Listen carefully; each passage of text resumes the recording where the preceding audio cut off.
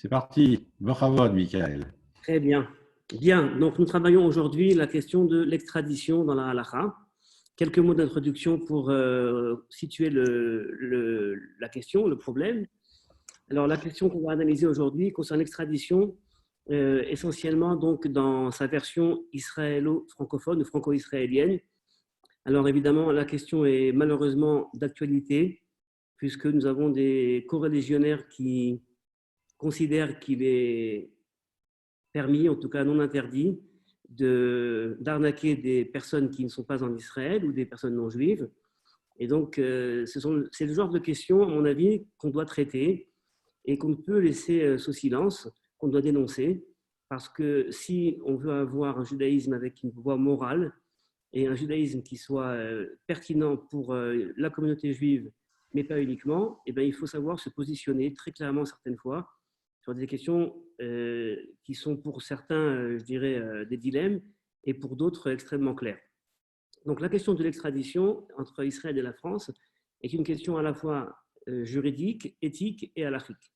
Alors juridique parce qu'évidemment, existe-t-il des accords d'extradition entre Israël et la France?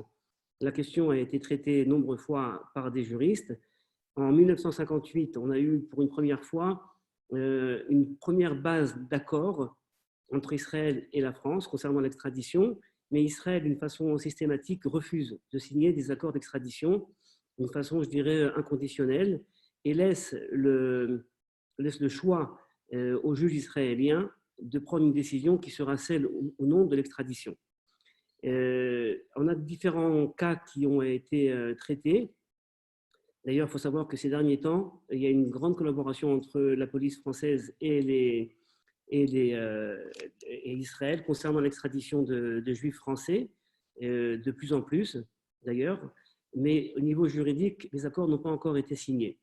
Un cas qui avait été, je dirais, annonciateur de la polémique halachique, c'est un cas qui s'était déroulé en 1983, alors qu'à Besançon, un juif algérien du nom de William Nakache eh bien, a tué un arabe algérien. Ce Nakache a un frère, ce frère avait un bar ou une boîte de nuit à Besançon. Il s'est plaint auprès de son frère que certaines personnes l'ennuient, consomment et ne payent pas. Et donc le frère est arrivé avec des renforts. Ils ont attrapé la personne à la sortie du bar et ils l'ont tué. Et à la suite de ça, Nakache a pris la fuite pour Israël et a considéré qu'Israël était un refuge pour criminels et qu'ici, eh bien, il ne craignait plus rien. Donc, vous voyez que la polémique est la même. Et donc, à la suite de ce cas-là, il y a eu une demande d'extradition énoncée par les autorités françaises à Israël. Et donc, plusieurs personnes se sont prononcées sur la question. Et on va aujourd'hui analyser les deux positions qui avaient été essentielles à l'époque, celle du Rav Shaul Israeli, dont je dirai quelques mots, et celle du juge Menachem Elon, qui était juge donc à la Cour suprême et qui avait pour projet en Israël d'introduire le Mishpat haïvri, c'est-à-dire le droit hébraïque, au sein donc de la juridiction israélienne. Alors le Rav Shaul Israeli, quelques mots d'introduction. Le Rav Israeli est né en 1909 et est décédé en 1995. C'était une figure de proue du sionisme religieux, un rabbin d'une très grande érudition qui a été très influent dans le monde des moshavim sionistes religieux, puisqu'il était le rav de Kfar Haroé, dans le nord du pays, et donc à ce titre-là, a été un des premiers à énoncer clairement toutes les lois concernant l'agriculture en Israël. Donc il a répondu à des besoins essentiels, je dirais, d'agriculteurs en Israël. C'était également un des piliers de l'enseignement de la Marchevet Israël, de la pensée juive, puisqu'il a écrit quelques livres sur la pensée juive qui s'appelait Prakim et Marchevet Israël, donc chapitre, leçons sur la pensée juive. Et on peut, je crois, considérer ces livres-là avec ceux du professeur Urbach comme étant les premiers livres donc, qui présentent une façon d'étudier cette discipline avec les penseurs médiévaux, Saadia Gaon, Maïmonide, Ralbag, Crescas, Rahavad, et donc la pensée médiévale. Alors, le Rav Israeli, moi j'ai eu l'occasion de le connaître parce qu'il était également Rosh Yeshivat Merkaz Harav, Et donc, dans ma période de Merkaz Arav, certains me reprochent d'avoir étudié là-bas aujourd'hui, parce que je n'en suis pas spécialement le meilleur représentant. Mais en tout cas, à cette époque-là, c'était mon Rosh Yeshiva, un homme que j'appréciais énormément, un homme avec une grande pondérance, avec une grande patience, une grande érudition, qui parlait clairement. Et c'était très agréable de l'écouter parler, également avec une grande humilité. Et il était également juge rabbinique, donc Dayan, au grand Beddin au Bet Hadin à Gadol, donc au grand Beddin de Jérusalem. Mais c'est important de situer quand même je dirais sa biographie pour ensuite comprendre ses positions halachiques. Vous allez voir, à mon avis, il y a un lien immédiat entre sa biographie et ses positions halachiques. Et le second, donc le juge Menachem Elon, qui était également d'une énorme érudition halachique, puisque c'est lui qui a écrit les fameux livres donc, concernant le Mishpat à Ivry, HaMishpat à Ivry, le droit hébraïque, qui n'a pas encore été traduit en français, je crois, mais qui est vraiment un livre de référence en matière de droit hébraïque.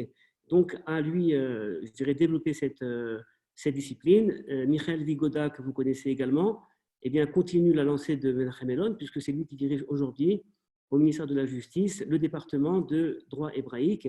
Alors, il y a toute une polémique sur le statut du droit hébraïque dont je ne parlerai pas beaucoup aujourd'hui. Le droit hébraïque est-il la halakha? Alors, en français, on a certaines fois usage de traduire halakha par la loi juive ou le droit hébraïque. Sauf que, au niveau des méthodologies employées par les rabbins d'une part et les juristes qui s'occupent du droit hébraïque d'autre part, il y a un grand débat, puisque les halakhistes, les dayanim, eh bien, lorsqu'ils voient un texte de halakha, je dirais, vont le pénétrer pour réinitier l'argumentation talmudique halachique et discuter des avis, alors que le droit hébraïque, quant à lui, eh bien, va se baser essentiellement sur des précédents halachiques, donc des responsables, afin de, je dirais, de présenter des positions halachiques, sans pour autant avoir besoin de réinitier le débat halachique. Donc c'est une des différences essentielles. Et il y a eu là-dessus un grand débat il y a quelques années en Israël entre différents rabbins, mais on n'en parlera pas maintenant. Alors, pour traiter notre question, j'ai choisi donc de présenter plusieurs textes. Je vais commencer par vous présenter des textes que vous n'avez pas devant vous, et ensuite je vais partager d'autres textes. Alors, un des versets premiers apparaît dans Devarim, donc dans le Deutéronome 23, Tet Zayin, c'est-à-dire 16, 23, 16, et le verset est le suivant. Lotasgir Eved El Adonav, Asher Inatzel Elecha Me'im Adonav. Vous savez quoi, je vais vous partager cet écran-là également, et ensuite on changera de partage. Et comme ça, tout le monde aura le verset face aux yeux, c'est plus simple. Voilà. Donc le verset premier, Lotasgir Eved El Adonav, tu ne vas pas livrer un esclave donc, qui a fui son maître. Tu ne vas pas le livrer à son maître, puisqu'il a justement souhaité fuir. Donc le verset ici nous parle d'un serviteur, d'un esclave, qui travaille dans la maison d'un maître et qui, on l'imagine, pour des raisons de convenance, mais surtout pour des raisons peut-être de sauvegarde ou de statut personnel, décide de fuir. Et alors il va trouver refuge chez une autre personne, et bien cette personne-là a l'interdit de le livrer à son maître. Quand bien même on est dans le monde biblique, quand bien même dans ce monde-là, on considère qu'il y a une propriété sur la personne de l'esclave, en tout cas, si ce n'est pas sa personne, son corps, mais en tout cas sur son action. En tout cas, le principe de liberté de l'individu prône ici, et donc il est interdit de le livrer. Mais cet esclave-là, en tout cas selon le texte biblique, n'a transgressé aucun commandement et n'a fait aucune action qui justement le rendrait coupable d'eux. Alors, le deuxième verset qui apparaît et qui est également au fondement de notre réflexion d'aujourd'hui, c'est le verset donc qui apparaît ici, en deuxième paragraphe. Je vais le pointer en jaune. Si une personne volontairement, intentionnellement, tue son camarade, Orma, avec ruse, et puis ensuite donc va se réfugier quelque part, Me'im misbechi tikachenu lamut, de mon sanctuaire, de mon autel, eh bien, vous le prendrez pour mourir. De quoi parle-t-on dans ce verset-là? Eh bien, on parle bien évidemment du droit d'asile.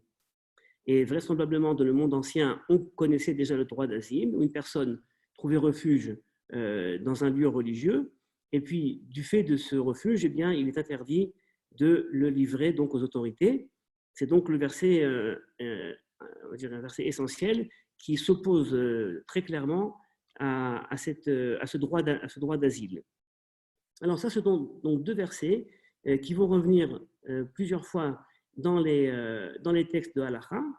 Et pour commencer notre réflexion donc, concernant l'extradition, je vais donc vous partager un autre document.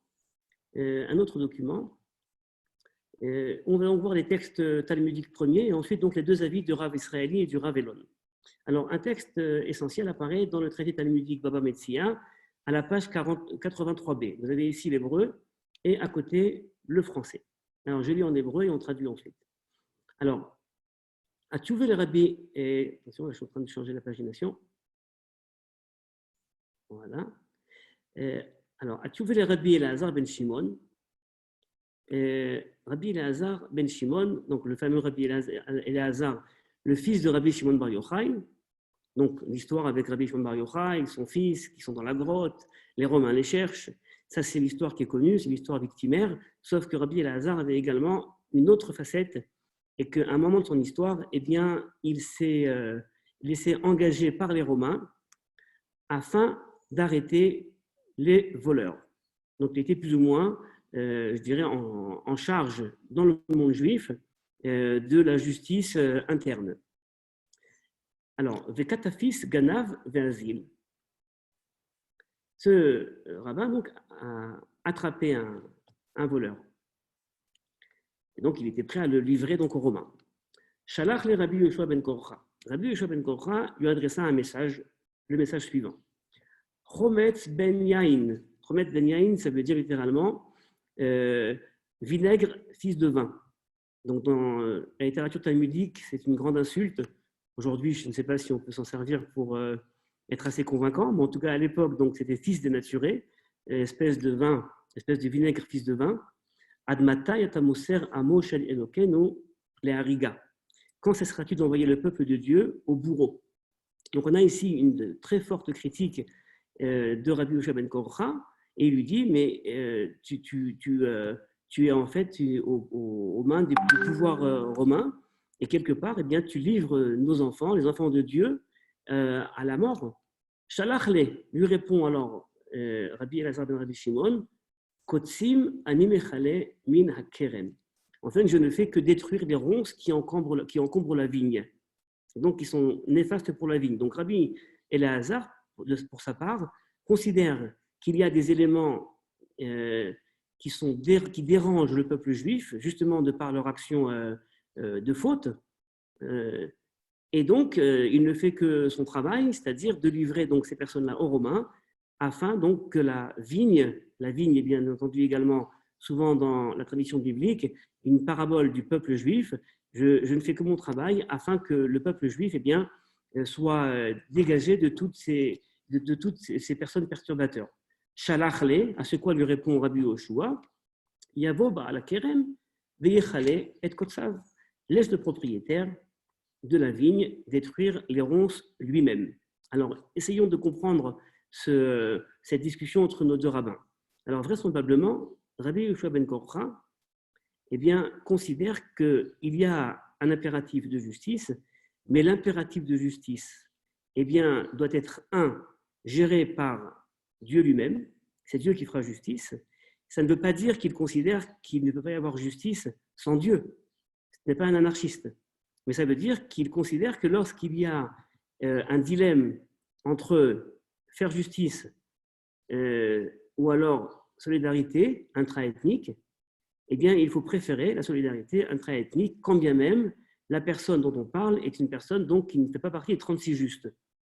Et la réponse de Rabbi Yoshua, si on la comprend de cette façon-là, eh bien, veut nous dire qu'il y a donc cette nécessité de conserver le peuple et de ne pas être celui qui va livrer. Le fait de livrer donc aux autorités étrangères cette personne-là, eh bien, c'est un signe donc de petite croyance. C'est le premier texte qui va être amené plus tard chez les deux rabbins, et on verra comment nos deux rabbins vont l'interpréter.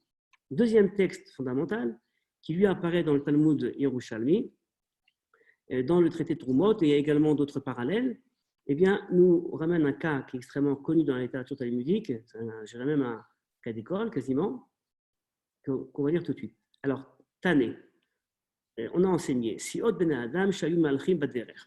Si des groupes d'hommes, j'ai traduit mécréants, eh bien, attaquent en chemin des personnes.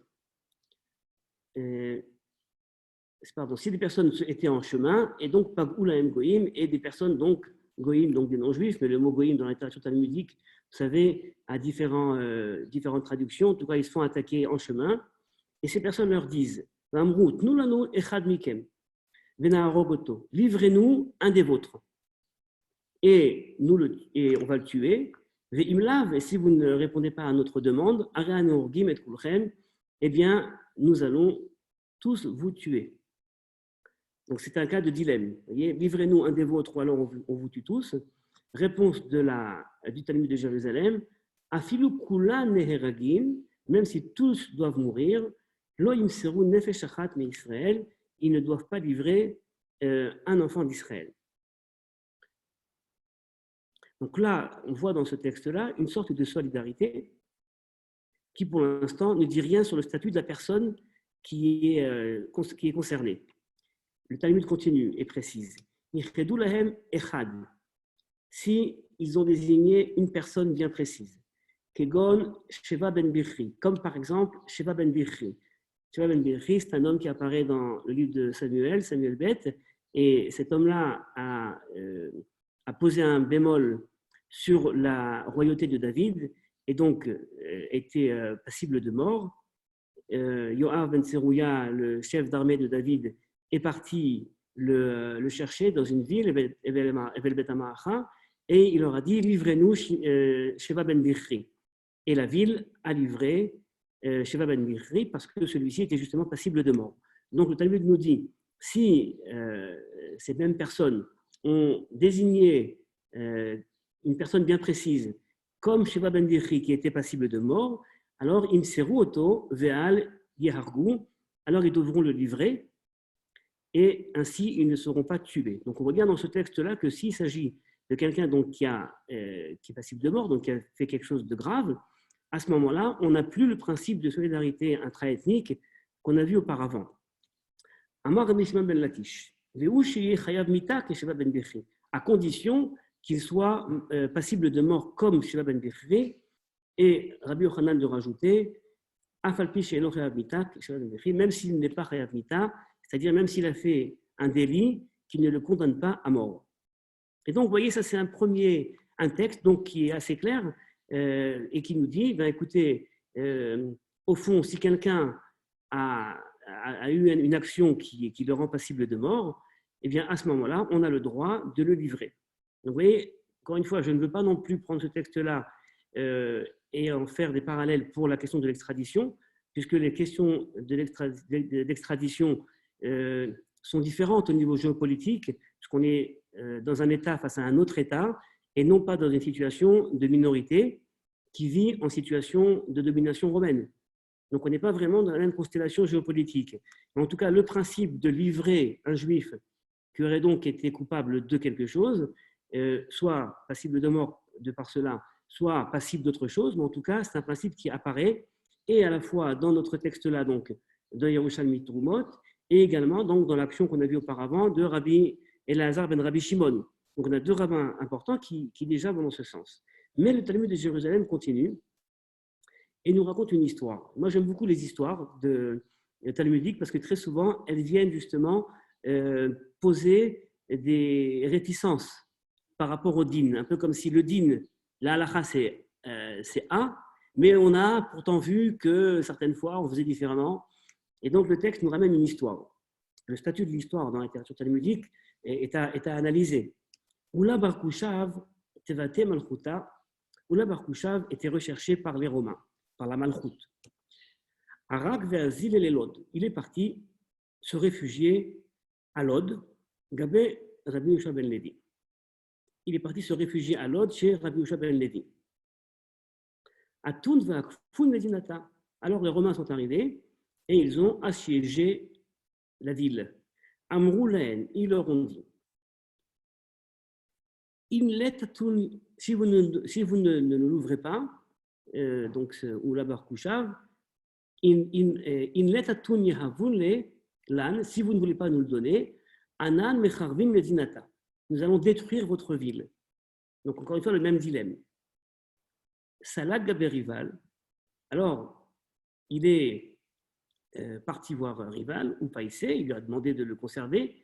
Veya Avinale, et Rival a décidé, Rabbi Yehoshua ben Levi a décidé donc de le livrer aux Romains. Donc a priori, qu'est-ce qu'a fait ici Rabbi Yehoshua ben Levi? Eh bien, il n'a fait qu'appliquer les deux sentences qu'on a vues auparavant, puisque Soula Bar Kouchav eh bien, était un bandit, et donc selon le din, il fallait donc le livrer.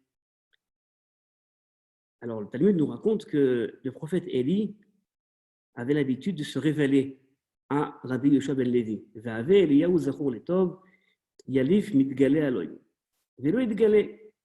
Il a arrêté de se révéler, de se dévoiler à Rabbi Yehoshua ben Levi. Alors ce dernier, donc ce dernier a fait plusieurs jeûnes, il a jeûné plusieurs jours et Eliyahu donc est revenu et s'est dévoilé à Rabbi Yehoshua ben Levi. Et il lui a dit, tu crois que je vais me dévoiler à des délateurs comme toi, Rabbi Yehoshua ben Levi? Et lui de lui répondre, Amarle velo Mishnah Siti, mais je n'ai fait qu'appliquer le din. Je n'ai fait qu'appliquer le din, que lorsqu'on est en danger, parce qu'il y a quelqu'un donc qui se réfugie chez nous, eh bien on a le droit de le livrer. Amarle vezo Mishnah Tachasidim.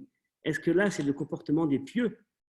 Et donc cette histoire est très intéressante, puisqu'elle nous met eh bien, deux avis l'un face à l'autre. L'avis de la halakha, vraisemblablement, donc, qui dit qu'on a le droit de livrer, mais si on livre, donc en appliquant la loi, eh bien, quelque part, il y a une sorte de descente spirituelle, puisque il faudrait rester donc au niveau de... Alors, comment comprendre ce texte-là? On pourrait dire que celui qui écrit le Talmud Yerushalmi considère que il y a un avis et de l'avis de Rabbi Yehoshua ben Korcha. C'est vrai qu'il faudrait le livrer, mais il faut laisser le propriétaire de la vigne faire ce qu'il a à faire. Il ne faut pas rentrer dans ces discussions. Or, on est dans un cas quand même de force majeure où il y a ici donc un danger incessant de meurtre, de meurtre collectif, de meurtre massif. Donc, ce texte-là n'est pas clair. En quelle mesure est-ce qu'on peut, je dirais, adopter cet avis du Mishnah Trasidim? Mishnah Trasidim est un terme qui apparaît plusieurs fois dans le Talmud de Jérusalem, et il apparaît également dans un cas de punition collective. Et c'est intéressant parce que c'est un peu comme s'il représentait la norme morale au-delà de la loi. C'est vrai qu'il y a la loi, mais au-delà de la loi, il y a également une certaine éthique à avoir. Sauf que là, justement, l'éthique serait celle de protéger un criminel. Donc, vous voyez que ce sont on a vu deux versets dans la Torah. Donc, un verset qui considère qu'il n'y a pas de droit d'asile. Et donc, selon ça, même si les criminels se réfugient dans un lieu qui n'est pas un lieu religieux, église ou synagogue ou ce que vous voulez, et à ce moment-là, donc, on a l'obligation de l'en sortir. Et d'autre part, une littérature talmudique qui va plus ou moins dans ce sens-là. On n'est pas prêt à accueillir en notre sein des personnes qui sont des menteurs, des voleurs et des arnaqueurs. Alors, le Rav Israéli va donc écrire un texte dans ses responsables qui s'appelle Chavot Binyamin, 3 tomes. C'est dans le premier tome au paragraphe 43, au chapitre 23, excusez-moi. Et donc, ce Rav Israéli, et je vous ramène ici uniquement certains textes parce que on n'a pas le temps de rentrer dans tous les textes, va tout d'abord aborder la question de la possibilité de comparaître en jugement devant des tribunaux non juifs. puisque dans le Talmud et également dans le Shulchan Aruch, eh bien, ça pose problème d'aller justement se faire juger devant des tribunaux non juifs, et essayons de comprendre que dit le Shulchan Aruch. Alors, lisons le Shulchan Aruch et traduisons-le. Asur ladun bifnei dayane akum, ubar kaot shelahem. Il est interdit de comparaître en jugement devant des juifs, devant des juges non juifs et dans leurs tribunaux. Alors, évidemment, la question là, a été très intéressante, puisque s'agirait-il d'un interdit qui est essentiellement, je dirais, ethnique? On ne peut pas aller être jugé devant des personnes qui ne sont pas juifs, d'accord? Ou alors est-ce un problème de système juridique? Parce que ces juges non juifs eh bien, vont utiliser autre chose que la loi juive. Et alors, regardons ce que dit la suite du texte. Afilou bedin shedanim kedayane Israël. Même si ce tribunal non juif eh bien, va juger eh bien, selon les textes de la loi juive, eh bien, il y a également un interdit. Donc, ce n'est pas uniquement quelque chose qui est lié au caractère ethnique des juifs et du fait qu'ils sont non juifs, puisque, excusez-moi, ce n'est pas lié au fait que ce soit donc la loi juive ou non, c'est lié au fait ethnique. Même si les deux parties eh bien, sont d'accord de comparaître en jugement devant ces personnes, c'est encore interdit. Tant que le juge n'est pas juif, eh bien cela pose problème. Vous allez évidemment réagir en me disant, mais alors qu'est-ce qu'on fait à ce moment-là quand on est en dehors d'Israël, même en Israël, devant un système juridique qui n'est pas nécessairement un système juridique halachique. D'accord ? Et en effet, ça va être un des questionnements qu'on va avoir. D'accord, ça c'est le Rav israélite qui écrit. Et ceci n'est pas lié à la crainte que ces juges-là eh bien, transforment le din. Cet interdit est absolu et très grave et ne dépend pas des conditions temporelles et ne dépend pas non plus de la façon dont les non-juifs vont se comporter envers les juifs. Donc, en gros, si on est en système où on craint fort que les non-juifs eh bien, développent un système de ségrégation juridique envers les juifs et soient beaucoup plus durs envers eux, alors on aurait pu dire, dans un tel cas, on comprend qu'on préfère ne pas comparaître en jugement devant eux. Or, nous dit le Rav israélite, pas du tout. Ce n'est pas du tout lié ni aux droits de citoyens que les juifs ont dans tous les pays, ni à leur statut, c'est lié au fait qu'on ne peut pas comparaître devant un juge non juif. Alors, je laisse pour l'instant la question, puisque c'est une question, comprenez bien, qui est quand même assez forte. Et on va continuer à avoir donc le deuxième argument du Rav israélite, et qui va justement peut-être éclairer le premier. Alors, on ne fait pas confiance aux tribunaux étrangers. Donc là, il arrive immédiatement à la question de l'extradition. Alors, je vais lire directement en français plutôt que de le lire en hébreu. L'extradition serait permise si on ne craignait pas l'injustice. C'est-à-dire qu'il ne s'oppose pas d'une façon absolue au fait d'extrader, d'accord, donc d'Israël à la France, dans notre cas, mais, mais en tout cas, il dit on craint une certaine injustice. Dans notre cas, et au vu de la situation aujourd'hui, où même les États avec des systèmes juridiques fermes sont soumis à des pressions, à des menaces de la part des organisations terroristes, il est possible que la décision des juges soit plus sévère que la stricte loi. On ressent dans ces paroles du Rav israélite, évidemment, qui dans son responsable halachique, eh bien, il est bien argumenté et il est bien illustré par des cas talmudiques. Mais son argumentation, on sent bien qu'il y a ici une certaine crainte, une sorte de paradigme qu'en dehors du peuple juif, eh bien, on ne peut faire confiance à personne. Je me rappelle, ma grand-mère, Zirona Luracha, avait cette phrase souvent répétée. Elle disait « Tout ce qui n'est pas juif est anti-juif ». Alors quand on est enfant, on écoute ça, on rigole. Sauf que quand on est adulte et on réfléchit un petit peu et on voit un peu le monde dans lequel on vit, on se rend bien compte que c'est une phrase, je dirais, extrêmement problématique. C'est victimaire, c'est poser un regard sur le monde qui est un regard de suspicion. On ne peut faire confiance à personne. Alors certains pourraient avoir une telle réaction après la Shoah. Vous voyez, on ne peut plus faire confiance aux non-juifs, sauf que c'est une phrase qui est quand même assez problématique. Je continue. De plus, il est probable que les Juifs aient plus cherchait à connaître les faits. Peut-être que la victime était en fait le coupable, elle le harcelait.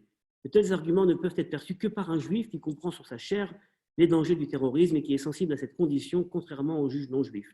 Et donc là, il rentre dans le cas Nakash donc de 1983, et il dit c'est vrai qu'on nous a dit que ce William Nakash est venu et a tué cet arabe algérien, mais au fond, peut-être que c'était une mauvaise présentation du problème. Peut-être qu'en effet, il y a eu on va dire un problème antisémite. Peut-être que cet arabe venait et faisait, je dirais, volontairement du mal à ce Nakash.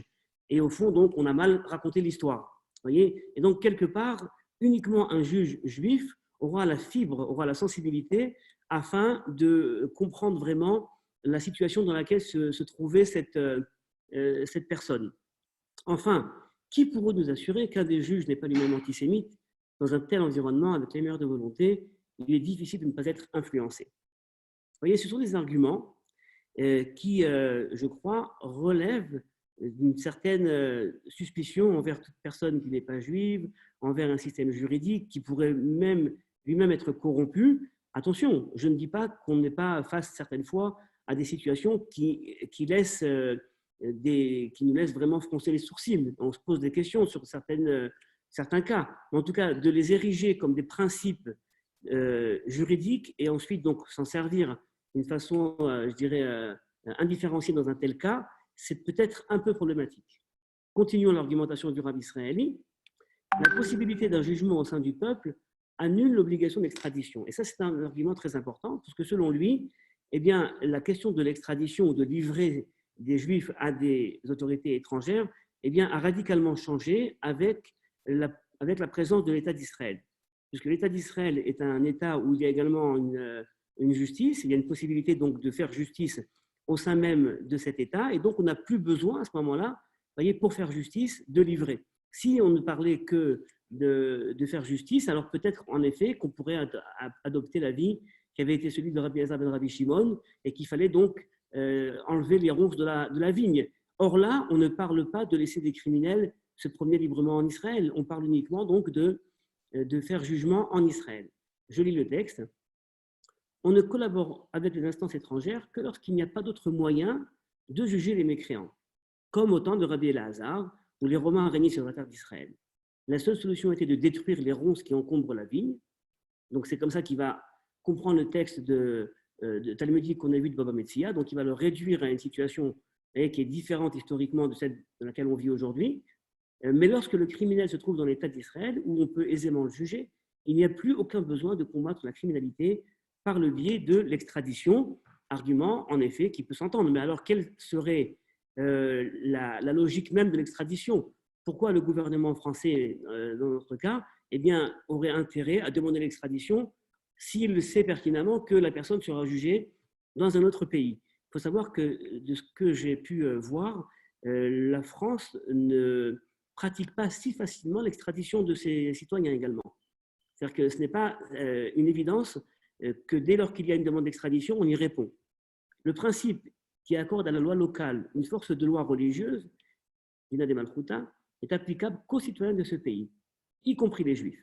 Mais il ne s'applique pas à un autre État, c'est pourquoi l'extradition n'est pas en vigueur concernant un crime commis dans un autre État.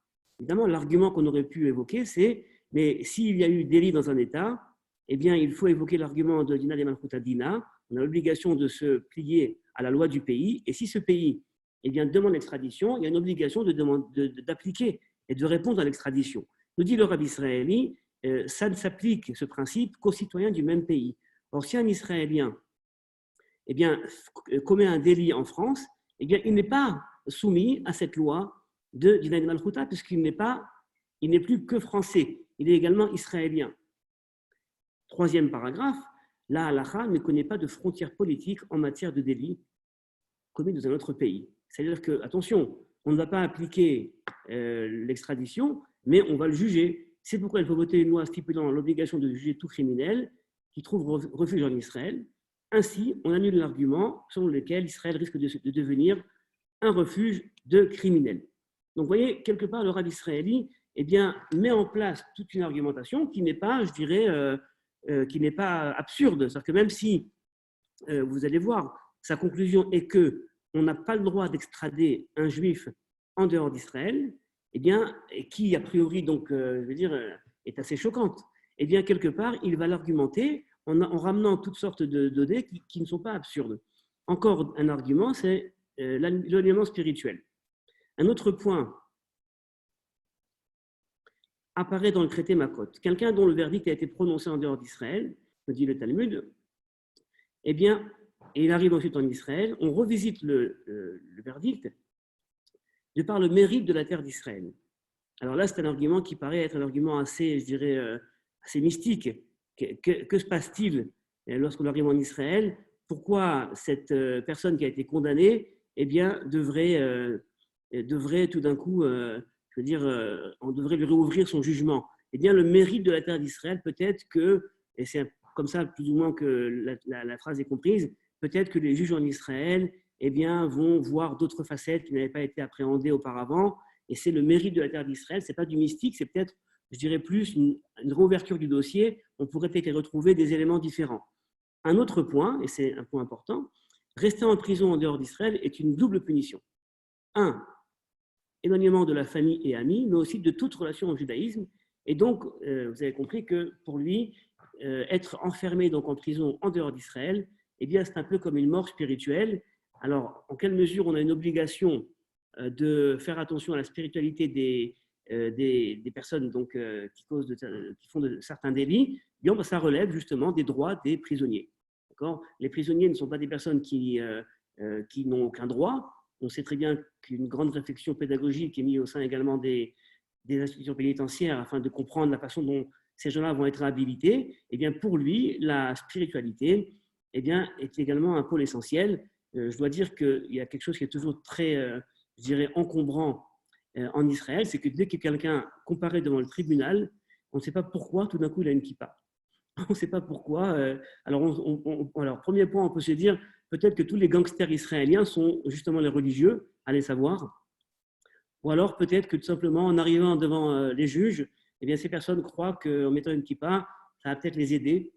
Peut-être que les juges auront plus de compassion. Ou alors tout d'un coup, eux deviennent, vous voyez, des personnes plus spirituelles, plus religieuses. En tout cas, c'est quelque chose, vous voyez, qui est un petit peu, je dirais, problématique. Donc ça, c'est la position du Rav israélien. C'est une position assez argumentée, une position, je dirais, qui a sans aucun doute des sources dans la halakha. Et face à cette position, eh bien, le juge Menachem Elon, qui est décédé il y a quelques années, eh bien, lui va écrire un psaq-din, il va écrire donc un texte donc, de loi. Il va écrire un texte de loi eh bien, qui va s'opposer à l'avis du Rav israélien et qui va au contraire obliger l'extradition. Alors, comment est-ce qu'il va mettre ça en place? Et c'est ça qui est très intéressant. Alors, le Menachem Elon, donc, vous pourrez trouver son verdict sur Internet. Il apparaît sur Internet. Il faut savoir que son verdict à Menachem Elon a ensuite été adopté par le droit israélien. C'est plus ou moins donc la base de la loi israélienne sur la question de l'extradition. Et on va voir donc comment est-ce qu'il met ça en place. Avant de rentrer dans le texte, j'aimerais tout d'abord vous ramener certains responsables qui sont des responsables essentiels pour comprendre la situation. Alors, il y a eu un cas en 1620 à Kalish, un cas où une personne a volé une croix. Et alors, il a volé cette croix, donc un symbole chrétien. Alors, sans aucun doute, j'imagine que c'est une croix qui a de la valeur, pas uniquement une petite croix en bois. Et alors, les autorités ont fait des recherches pour savoir qui a volé cet objet. Et alors, il est ensuite parti et il l'a donné à une personne, donc à son beau-père qui était le shamash de la communauté. Et ensuite, donc, la question est arrivée chez le rabbin local qui était Rabbi Yoel Sirkis, qui est également prénommé le Bach au nom de son commentaire sur le Shulchan Aruch. Et Rabbi Yoel Sirkis eh bien, va développer toute une argumentation qui dit en substance qu'il n'y a pas d'obligation de protéger cette personne. Ni la personne qui a volé, ni la personne qui a ensuite récupéré l'objet, puisque les autorités ont demandé de juger la personne, eh bien, cette personne n'avait pas à faire cette bêtise, elle met en danger toute la communauté, et puisque c'est ainsi, nous n'avons aucune obligation, dit Rabbi Yoel Sirkis, eh bien, de de ne pas le livrer. Et s'il nous demande où il est, eh bien, on va également le livrer. Et donc, c'est un premier cas qui avait été traité.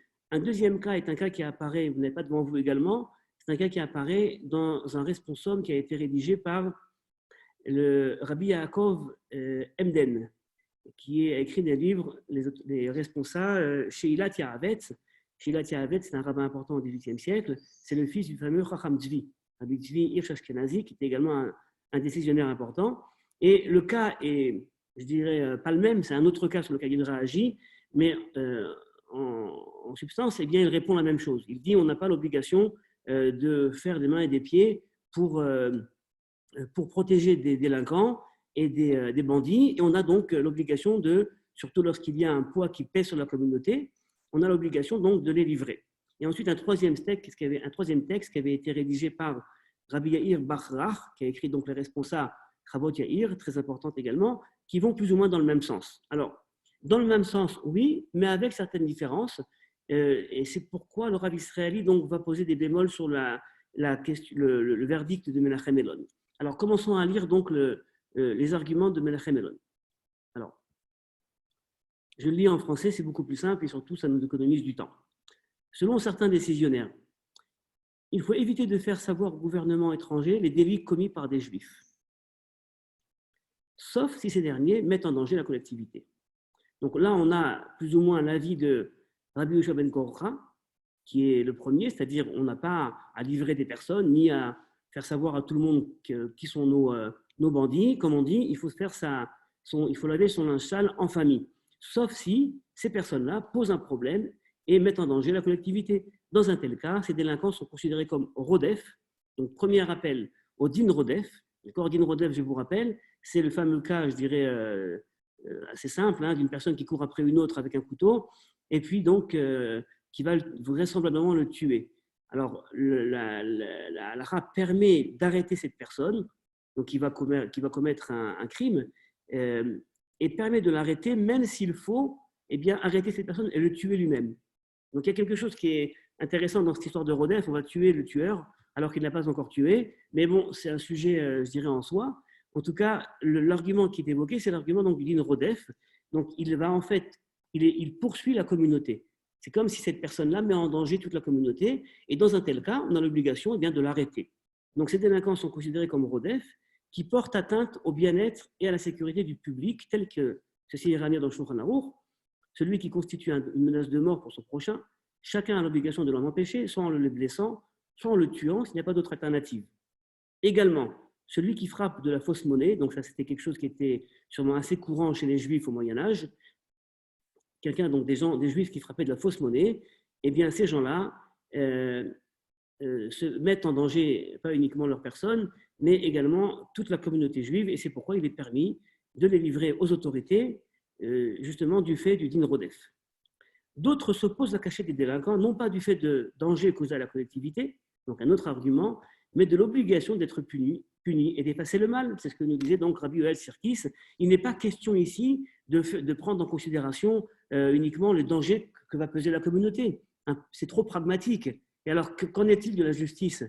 D'accord? Si on pense la chose qu'en termes de pragmatisme, à ce moment-là, on risque de garder en notre sein, si la personne n'est pas demandée par les autorités extérieures, on risque de garder en notre sein des délinquants. Or, il y a avant tout un impératif de justice, et cet impératif de justice eh bien, nous oblige à le livrer donc, aux autorités. D'autres encore font cette obligation sur le principe de Dina, donc c'est le Rashba, donc, qui a été également, donc, je dirais, contrecarré par le Rav israéli. Alors, Menachem Elon va donc considérer qu'on a le droit, pas l'obligation, mais en tout cas le droit d'extrader un juif israélien en France, pour notre cas, et il va également y rajouter des éléments assez intéressants, et on va le dire ensemble. Dans mon verdict, j'ai rajouté quelques indications halachiques à ce sujet. 1. L'extradition ne se fera pas s'il subsiste un moindre doute sur le fait qu'il puisse courir un danger de mort dans le pays étranger. C'est-à-dire qu'il faut quand même voir que dans ce pays étranger, eh bien, il n'y ait pas ce qu'on appelle Efa va Efa. Il n'y ait pas de poids et de mesure. Si la personne en Israël doit être jugée et son jugement est tel qu'il doit faire 10 ans de prison, si l'on sait qu'en France, il risque un danger ou alors il risque de prendre 20 ans, 30 ans, donc une punition non proportionnelle, eh bien, à ce moment-là, ou alors un danger de mort, eh bien, à ce moment-là, il n'y a pas d'obligation d'extradition. De même, si la personne est mariée, il faudra prendre en considération les demandes du tribunal rabbinique en matière de statut civil et religieux, c'est-à-dire obliger la personne, avant l'extradition, à donner le guet, pour ne pas justement créer un cas de higoun, une femme donc qui resterait sans le guet. Donc, deuxième condition, j'ai également proposé de commencer des procédures afin de permettre à une personne jugée et condamnée dans un pays étranger, suite aux accords d'extradition, de purger sa peine en Israël. Donc, également, une idée intéressante, on va accepter l'extradition, mais on va quand même demander que la peine se fasse bien, en Israël. Et enfin, argument dernier de Menachem Elon, on parle aujourd'hui d'un État souverain. Or, un État souverain eh bien, cherche à jouer dans la cour des grands et être dans une situation de réciprocité au niveau des accords internationaux. C'était en fait une des aspirations de normalisation du sionisme, de ne plus travailler comme une petite communauté, je dirais, en cave, mais justement d'avoir des accords internationaux. Alors, il prend ça également en considération. Vous voyez que la pensée de Menachem Elon est une pensée, on sent que ce gars est juge, on sent qu'il connaît les enjeux également internationaux, les discours des systèmes juridiques en dehors d'Israël également, il n'est pas insensible à ces discours. Et il écrit la chose suivante. Je pense qu'il faut également faire cas d'une autre considération halachique. Un État souverain, surtout dans la situation d'Israël, qui se bat pour sa sécurité, a besoin d'accords d'extradition avec d'autres pays. Ceci afin que ces pays également extradent vers Israël des terroristes qui trouvent refuge chez eux. Et ça serait absurde, vous voyez, de demander à des États d'extrader des terroristes vers Israël pour les juger en Israël s'il n'y a pas de réciprocité dans les accords d'extradition. Ces accords renforcent Israël dans sa lutte pour le calme et la sécurité, et en cela, c'est un argument purement halachique, et c'est un petit chidouche, comme on dit, c'est une nouveauté, puisque au fond, il faut évidemment fonder cette base en halakha. Pourquoi la mise en place de réciprocité entre différents États eh bien, a également un poids halachique. Vous voyez, donc c'est l'argumentation donc, de Menachem Elon. Et j'aimerais dire peut-être un mot sur, au fond, ce qui est à l'origine des différents avis de Elon et du Rav israéli. Et je crois en fait que, quelque part, le Rav israéli, lui, considère qu'il y a un impératif de solidarité. Et cette solidarité eh bien, comprend le peuple juif dans son intégralité, même lorsqu'il s'agit de délinquants. Il faut partie du peuple juif et il faut mettre en place une solidarité ethnique. Et c'est pour ça que je considère que le Rav israéli, vous voyez, qui se bat, qui vit dans un monde où il y a les juifs israéliens, les terroristes, il y a eux, il y a nous, c'est un monde assez binaire, il y a toujours cette idée, attention, on risque de se faire encore avoir. D'accord ? On risque encore une fois de livrer nos frères. C'est vrai qu'ils ne sont... vous voyez, je pense d'ailleurs maintenant à des cas qui étaient également des cas évidemment bien différents, dans un contexte de Shoah absolument différent, où des personnes devaient livrer donc des juifs aux autorités nazies. Et quelque part, ça rend toujours, je dirais, mal à l'aise de devoir livrer. C'est un peu comme une sorte de bguida, une sorte d'acte de traîtrise. On est en train de trahir nos frères. C'est vrai qu'ils ne sont pas non plus les meilleurs, mais on est en train de les trahir. Donc c'est une solidarité qui est basée sur une conception ethnique. Alors que pour Elon, le juge Elon, eh bien, la solidarité, bien sûr, est présente, mais l'impératif éthique est bien plus important. C'est quelque part, vous voyez, une réflexion entre l'éthique et l'ethnique. Et je crois que cette réflexion-là, on la voit bien en place là dans cette question d'extradition, mais en vérité, on peut la voir également dans d'autres controverses. En quelle mesure l'éthique eh bien, va plus haut et plus importante que l'ethnique. Je dois vous dire que c'est toujours très intéressant d'entendre les réactions des personnes qui étudient ces questions, puisque pour certains, on aurait pu dire plus communautariste, eh bien, il faut mettre en place une solidarité ethnique, alors que pour d'autres, moins communautaristes, eh bien, il serait plus important justement de montrer au monde que le judaïsme a également un message éthique qui est au-delà de l'ethnique. Voilà, moi j'ai fini ma présentation et je suis donc ouvert avec plaisir à toutes vos interrogations.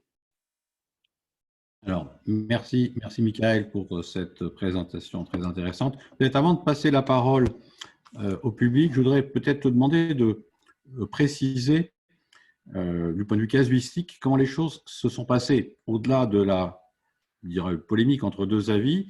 Est-ce qu'il y a eu des cas d'extradition dans un sens ou dans un autre, que ce soit des juifs ou des non-juifs? Un juif qui est français, qui commet un crime en Israël, il renverse une israélienne, il se réfugie en France, on le fait revenir en Israël ou pas. Il y a des cas célèbres, Meir Alamski, gangster américain qui se réfugie en Israël. Et puis il y a assez récemment des escroqueries très importantes sur le plan financier, le CO2 et autres, commises par des juifs en France et qui se réfugient en Israël. Comment les choses se sont passées? Alors, je n'ai pas les détails pour chacun des cas, mais, je sais que justement, aujourd'hui, on a beaucoup plus de collaboration entre les autorités françaises et israéliennes. Et il y avait il y a quelques années le cas d'un hacker, donc, qui s'appelait Grégory, je ne sais plus comment, Grégory, j'ai oublié son nom, en tout cas qui lui donc était une sorte de justicier, vraisemblablement très fort dans son domaine, et faisait justice sur différents sites qu'il attaquait, qu'il bloquait, même je crois des personnalités politiques en France. Et donc la France a demandé son extradition à Israël, et Israël n'a pas répondu positivement. Un autre cas que tu as évoqué, c'était le fameux cas de cette jeune fille, Lise Etouni, qui avait donc été renversée par deux bandits qui donc l'avaient renversée à Tel Aviv et puis après avaient fui en France.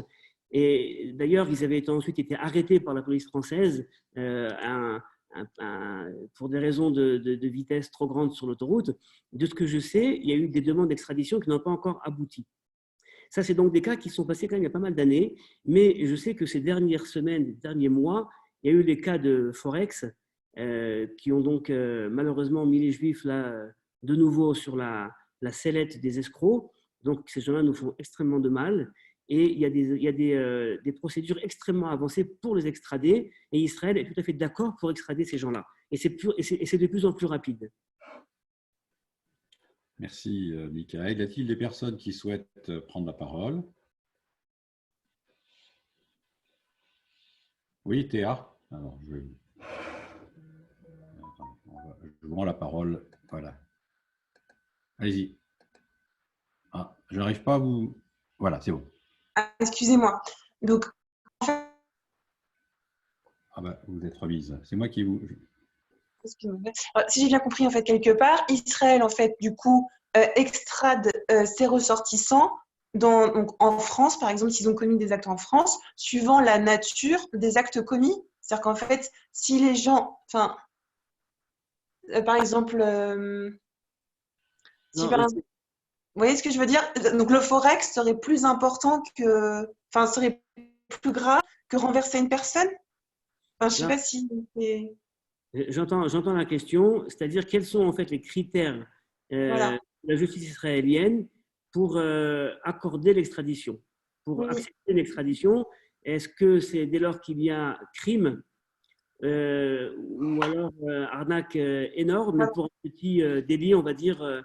Alors, écoutez, moi, je ne suis pas juriste de formation, donc je ne connais pas les cas dont on parle, on va dire, au niveau de la juridiction israélienne, et ne connais pas non plus ce qui se passe derrière les.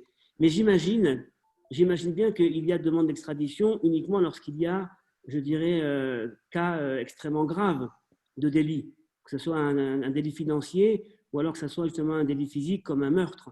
Je ne sais pas s'il y a une grille de lecture et des critères de comparaison entre le délit financier et le délit de crime.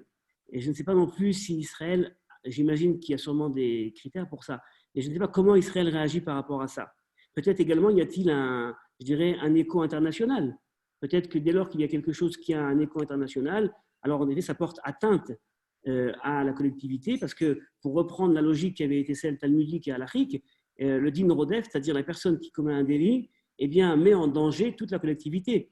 Alors de quel danger parle-t-on lorsqu'il s'agit de l'État d'Israël? L'État d'Israël n'est pas en danger s'il ne livre pas et n'extrade pas un bandit à la France. Il n'y a aucun danger physique, on n'a pas de représailles militaires possibles. Mais il y a le danger là est traduit, je dirais, dans le langage dans le registre de la réputation, de la notoriété. voyez, c'est un État voyou. On vous l'avait dit, c'est un État voyou. Il n'est pas prêt à reconnaître certaines fautes et encore peut-être d'autres. Voyez. D'accord, merci. D'autres personnes qui souhaitent prendre la parole? Est-ce que vous m'entendez? Oui. Oui, Bon, Marc. bonjour Michael, c'est Marc-Raphaël Gage Bonjour, de Jérusalem, Anishma. ça va très bien, merci. Tu m'entends? Oui, très bien. Voilà. Et pour revenir à cette notion apparemment éthique de ne pas transmettre à un tribunal non juif, même lorsqu'il juge selon la loi d'Israël, alors apparemment c'est ethnique, c'est purement ethnique, et c'est difficile à comprendre.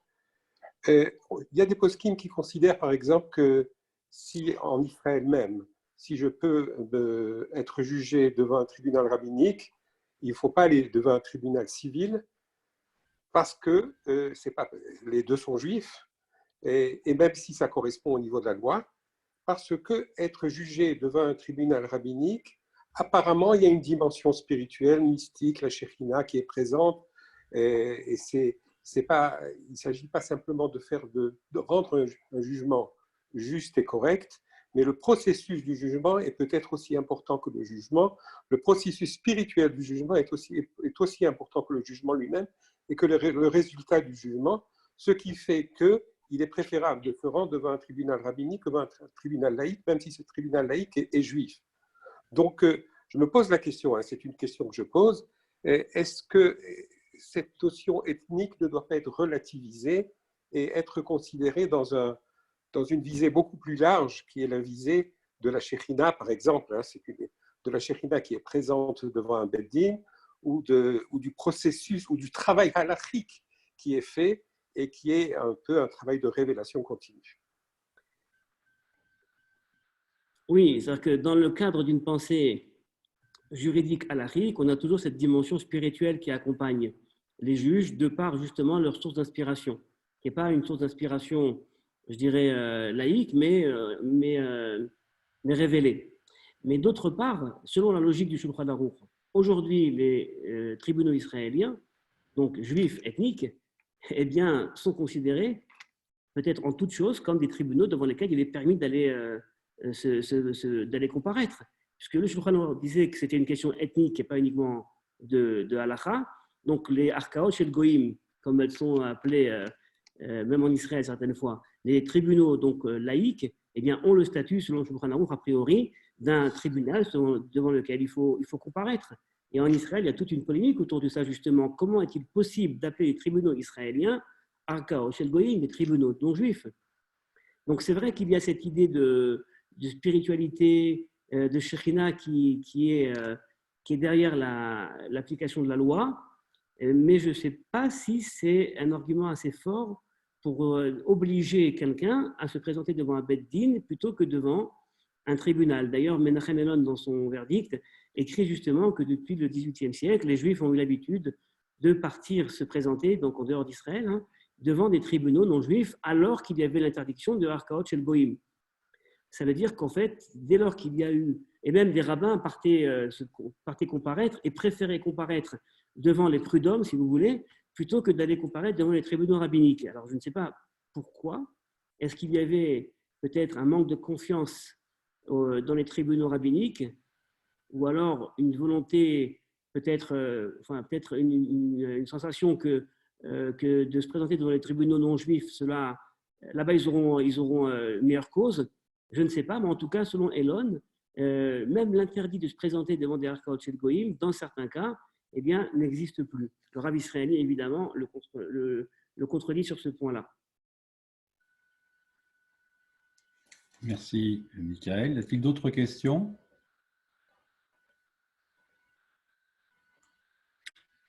Eh bien, on va s'arrêter là. Donc, merci beaucoup, Michael. C'était passionnant, comme il y a 15 jours. Donc, on attend avec impatience la prochaine séance dans 15 jours. Donc, ça sera juste avant Shavuot. Ça tombe bien, Shavuot dans le sens de serment, pas seulement de semaine. Et d'ici là, je souhaite à tous une bonne journée, une bonne semaine et de continuer vos études sur Zoom ici ou ailleurs d'ailleurs. Merci beaucoup, Michael. Merci. Au revoir. Au revoir.